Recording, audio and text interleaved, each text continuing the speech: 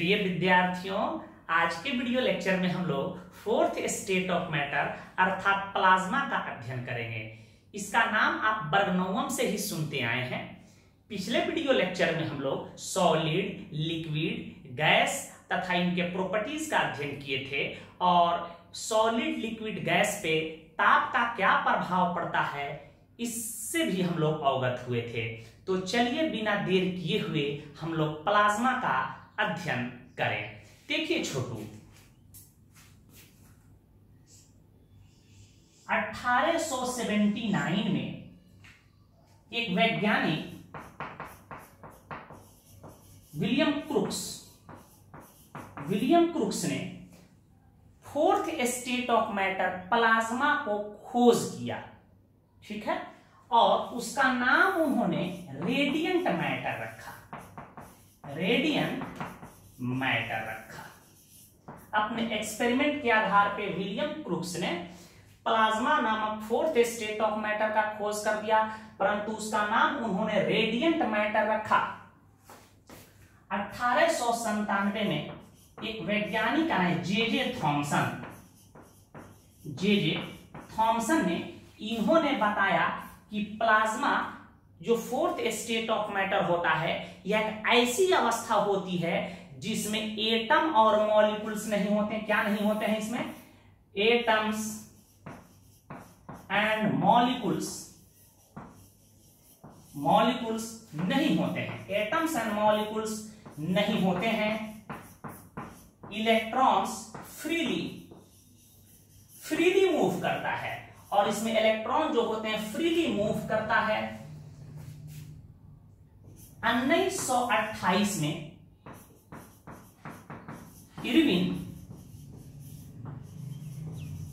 Irwin लैंगमूर 1828 में Irwin लैंगमूर ने इसे प्लाज्मा नाम दे दिया। ये तो इसकी इतिहास हुई। तो खोज किसने किया? विलियम क्रुक्स ने, और इसका नाम प्लाज्मा सजेस्ट किया इरविन लैंगमूर नाम के साइंटिस्ट ने। अब प्रश्न उठता है कि सर प्लाज्मा होता क्या है, प्लाज्मा की प्रॉपर्टी क्या है, प्लाज्मा बनते कैसे हैं? अब ध्यान दीजिए, पिछले क्लास में हम बताए थे कि सॉलिड को गर्म करते हैं तो लिक्विड को गर्म करते हैं तो गैस अर्थात वेपर में तब्दील हो जाता है। इतना बात आप जानते हैं। अब देखिए, यह गैस है, एक गैस के पार्टिकल्स हैं। यदि इस गैस के पार्टिकल्स को हाई टेम्परेचर पे गर्म किया जाए, लगभग 10 के पावर 7 केल्विन, इतना temperature it is impossible to produce on earth. इतना तापमान पृथ्वी पर बनाना प्रायः असंभव है। यदि गैस के पार्टिकल्स को हाई टेम्परेचर पर गर्म किया जाए तो यह गैस के जो एटम होते हैं वो आयोनाइज्ड हो जाते हैं। आयोनाइज्ड का मतलब आयनीकृत हो जाना। आपको पता है कि एटम जो है इलेक्ट्रॉन, प्रोटॉन, न्यूट्रॉन से बने होते हैं और न्यूट्रॉन पर कोई चार्ज नहीं होता। तो एटम आयोनाइज्ड होते हैं, पॉजिटिव पार्टिकल प्रोटॉन अलग हो जाता है और इलेक्ट्रॉन क्या होते हैं, एनर्जी पाकर के एक्साइटेड होकर के फ्रीली मूव करने लगते हैं, जिसके कारण गैस के पार्टिकल आयोनाइज्ड हो जाते हैं और इसी आयोनाइज्ड गैस को ही हम लोग प्लाज्मा के नाम से जानते हैं। अर्थात गैस के पार्टिकल्स को, गैस को जब हम लोग हाई टेम्परेचर पे गर्म करते हैं तो गैस के जो कण होते हैं वो आयोनाइज्ड हो जाते हैं, जिसको हम लोग प्लाज्मा के नाम से जानते हैं। यह बहुत ही उत्तेजित अवस्था में और हाईली एनर्जेटिक होते हैं। यूनिवर्स में प्लाज्मा का निर्माण ऐसे ही होता है क्योंकि इतना तापमान पृथ्वी पर बनाना प्रायः संभव नहीं है। तो प्लाज्मा का निर्माण यूनिवर्स में ऐसे ही होता है, सूर्य, तारों में ऐसे ही होता है। प्रश्न उठता है कि क्या प्लाज्मा का निर्माण पृथ्वी पर किया जा सकता है कि नहीं? बिल्कुल, लैब में प्लाज्मा बनाया जा सकता है। ठीक है, कैसे बनाते हैं? देखिए, गैस को हम लोग क्या करते हैं, डिस्चार्ज ट्यूब में, ग्लास डिस्चार्ज ट्यूब में, आप पढ़े होंगे कैथोड किरण एक्सपेरिमेंट, जिससे इलेक्ट्रॉन की खोज हुई। आगे हम भी चर्चा करेंगे। गैस को हम लोग डिस्चार्ज ट्यूब में लेते हैं और लो प्रेशर पे इलेक्ट्रिक करंट पास करते हैं। आपको पता है कि दाब को घटाते हैं तो गैस की चालकता बढ़ती है, बताए थे। तो लो प्रेशर पे जब डिस्चार्ज ट्यूब में गैस को लेकर इलेक्ट्रिक करंट को प्रवाहित करते हैं तो प्लाज्मा का निर्माण होता है, विशिष्ट रंग युक्त प्लाज्मा का निर्माण होता है, और उनका रंग गैस के नेचर पर निर्भर करेगा कि उन प्लाज्मा का रंग कैसा होगा। तो लैब में इस प्रकार से प्लाज्मा का निर्माण किया जा सकता है। अर्थात हम यूं कहें कि प्लाज्मा क्या है, तो कहिएगा प्लाज्मा द्रव्य की चौथी अवस्था है जो अति उच्च ताप पर पाया जाता है। यह गैसीय आयनों और फ्री इलेक्ट्रॉन का मिश्रण होता है, फ्री इलेक्ट्रॉन का मिश्रण होता है। दूसरी बात, इसका शेप और वॉल्यूम बिल्कुल गैस के तरह अनिश्चित होता है, और फ्री इलेक्ट्रॉन के कारण यह क्या होते हैं, विद्युत के चालक होते हैं, ऊष्मा के चालक होते हैं। तो पहले इतनी डायग्राम को आप बना लीजिए, इसकी डिफिनीशन को मैं नोट करवा देता हूं आपको। तो आप इसे नोट कर लीजिएगा, इतना मुख्य बात याद होना चाहिए। कोई आपसे पूछे कि प्लाज्मा क्या है, तो आप डिफाइन कर सकते हो कि प्लाज्मा फ्री इलेक्ट्रॉन्स, क्या लिखिएगा, प्लाज्मा फ्री इलेक्ट्रॉन्स तथा गैसीय आयनों का मिश्रण होता है। अंग्रेजी में भी सिंपल बोल सकते हो, the mixture of free electrons and gaseous ions are called plasma. Clear है?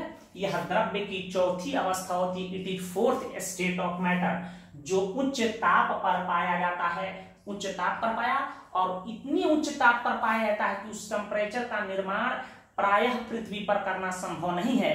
इसलिए यह यूनिवर्स का मोस्ट कॉमन स्टेट होता है, याद रखिएगा। यह प्राकृतिक रूप से सन, स्टार्स, सूर्य, तारों में पाया जाता है, क्योंकि उच्च तापमान लगभग 10 के पावर 7 केल्विन सूर्य के कोर में, तारों के कोर में लगभग 10 के पावर 7 केल्विन या उससे अधिक तापमान होता है। उच्च तापमान के कारण गैसीय परमाणु, गैसेस जो एटम होते हैं, हाइड्रोजन और हीलियम, गैसीय परमाणु आयोनाइज्ड हो जाते हैं, और आयोनाइज्ड होने के कारण क्या होते हैं, super excited, super energetic particle plasma का निर्माण करते हैं। ब्रह्मांड की 99% वस्तुएं जो देख रहे हैं वह प्लाज्मा स्टेट में पाई जाती है। इसी के कारण सूर्य जो होते हैं, तारे जो होते हैं, चमकीले दिखाई पड़ते हैं। प्लाज्मा के कारण ही सूर्य जलता हुआ प्रतीत होता है। सूर्य लोग कहते हैं कि एक जलता हुआ गैस का गोला है, तो वह प्लाज्मा के कारण ही होता है, याद रखिएगा। यह विद्युत के चालक होते हैं, ऊष्मा के चालक होते हैं फ्री इलेक्ट्रॉन के कारण, ठीक है, और इलेक्ट्रॉन फ्रीली मूव करता है, जिसके कारण यह विद्युत के चालक होते हैं। हमारे दैनिक जीवन में प्लाज्मा आप देख सकते हैं। आप फ्लोरेसेंट ट्यूब देखते हो, जिसको हम लोग ट्यूब लाइट कहते हैं। देखिए, घर में ट्यूब लाइट लगा होता है, यहाँ पे फिलामेंट होता है, यहाँ पे फिलामेंट, और लगता होगा कि पूरा जल रहा है। यह प्लाज्मा का एक प्रमुख उदाहरण है। प्लाज्मा टीबी है, उसका उदाहरण है। CFL का नाम सुना है, इसके जगह पर CFL आ गया, यू आकार की नलिका आ गया है, हम लोग घर में लगाते हैं CFL। कॉम्पैक्ट फ्लोरेसेंट लैंप इसका फुल फॉर्म होता है। देखिए, यहाँ फिलामेंट होता है, लगता है कि पूरा में जल रहा है, यह प्लाज्मा का ही उदाहरण है। नियॉन साइन बल्ब जो होता है, नियॉन बल्ब होता है, उसमें नियॉन गैस भरा जाता है और जलता है तो पूरी लाल कलर की रोशनी देता है, यह प्लाज्मा का ही उदाहरण। इलेक्ट्रिक आर्क देखिएगा, 11,000 करंट जो पास करती है, 33,000 करंट पास करती है। कभी तार स्पार्क करता है तो वहां धुआं के तरह विभिन्न कलर प्रकाश उत्पन्न होता है। तो विद्युत चिंगारी जो पोल पे उत्पन्न होती है वह प्लाज्मा का ही उदाहरण है। लाइटनिंग, आप देख रहे हैं कि बरसात का दिन है, बिजली चमक रही है, जो बिजली चमकती है तो लगता है कि पूरी बादल को फाड़ते हुए जमीन पर आ गया, तो वह प्लाज्मा का ही उदाहरण है। प्लाज्मा का फॉर्मेशन होता है, जिसके कारण बिजली पूरे वायुमंडल में सम्मिलित होकर के पृथ्वी तक आ जाती है। तो बिजली का चमकना, बिजली का बनना वायुमंडल में, बादल में, ठीक है, इलेक्ट्रिक आर्क का उत्पन्न होना, ठीक है, नियॉन साइन बल्ब जो है CFL है, फ्लोरेसेंट ट्यूब है, प्लाज्मा टीबी है। यह प्लाज्मा के कुछ चंद महत्वपूर्ण एग्जाम्पल है जो हम अपने दैनिक जीवन में देखते हैं। इसे नोट करें। कुछ प्रॉब्लम हम ऑब्जेक्टिव टाइप बता रहे हैं। इन छोटे छोटे प्रश्नों का उत्तर आप हमें कमेंट बॉक्स में जरूर दीजिएगा। द्रव्य की चौथी अवस्था है, DEC है कि रीडबर्ग मैटर है, या प्लाज्मा है, या फर्मी-कॉन कंडेंसेट है। याद रखिएगा कि यह द्रव्य की जो पांचवी और 5 जो अवस्था हम लोग पढ़ेंगे, सॉलिड, लिक्विड, गैस, DEC और प्लाज्मा, यही महत्वपूर्ण होती है। इसके अलावा भी कुछ मैटर के स्टेट पॉसिबल हैं जो इस पृथ्वी पर बनाना संभव नहीं है, लैब में या फिर यूनिवर्स में संभव है। तो उसके आगे की चर्चा आगे के वर्गों में आपको करना है, या फिर आप गूगल के माध्यम से पढ़ सकते हैं। सीन गैस या वाटर गैस है, आपको बताना है कि इसमें से कौन सीन गैस है। कार्बोजेन है, जिसका प्रयोग कृत्रिम श्वसन में करते हैं, O2 plus CO2, O2 plus helium, CO2 plus CO, कोई नहीं। फाउल एयर कहा जाता है O2 को, CO2 को, N2 को, CH4 को। नोट करें। इन सभी प्रश्नों का भी उत्तर आप हमें कमेंट बॉक्स में दीजिएगा कि वायुमंडल में आयतन के दृष्टिकोण से N2, O2, CO2 क्रमशः पाए जाते हैं। ऑप्शन 4 में कौन सही होगा। किस गैस का कैलोरीफिक वैल्यू सबसे उच्च होता है, अर्थात उष्मीय मान उच्च होता है। बायोगैस या इसको गोबर गैस का मुख्य अवयव होता है। आयल गैस प्राप्त होता है लकड़ी के भंजन आसवन से, जिसको हम लोग कहते हैं डिस्ट्रक्टिव डिस्टाइलेशन ऑफ वुड। कोयले के भंजन आसवन से, डिस्ट्रक्टिव डिस्टाइलेशन ऑफ कोल। किरोसिन तेल के क्रैकिंग से, क्रैकिंग ऑफ किरोसिन ऑयल। ठीक है, कोई नहीं। मुझे उम्मीद है कि सॉलिड लिक्विड गैस पढ़ लिए होंगे।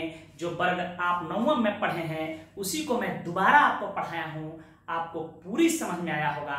यदि यह वीडियो लेक्चर आपको समझ में आया होगा तो अपने दोस्तों के साथ शेयर कीजिएगा और आप ऑनलाइन जुड़िए और 11th की अपनी पढ़ाई स्टार्ट कीजिए। नेक्स्ट वीडियो लेक्चर में हम लोग BEC के बारे में चर्चा करेंगे।